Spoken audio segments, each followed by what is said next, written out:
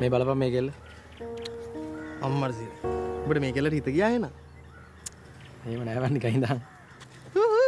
තාත්තට කියන්න තිබුණේ ඔබට මේ කෙල්ලට හිත ගියා කියලා. මොකටද බං ඕ අයාට කියන්නේ? ඔබට මේක තාත්තට කියන්න බෑ. මනමාලිය හොයලා දුන්නෙත් තාත්තා. ඈ මේ කෙල්ලෝ පෙන්නුවෙත් තාත්තා. එහෙම එකේ මේ කෙල්ලට කැමතියි කියලා ඔබට තාත්තට කියන්න බෑ. ඔබ මාරෙකින් නේ බා. ඔය වගේ දේවල් කියන්න තරම් මං එයාත් එක්ක ලොකු සම්බන්ධයක් නෑ බා. ඔන්න මට අම්මා කෙනෙක් කියනවා මං කියනවා.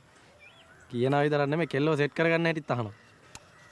බලහන්කු මේ ඉටි රූප පරාදයි බා. නෑ එච්චරේම ලස්සනකුත් නෑ. ආකෝ හිතපු හිටියේ දොර ඇරුණා වාසනාවේ දොර ඇරුණා. දැන් මට තේරේ.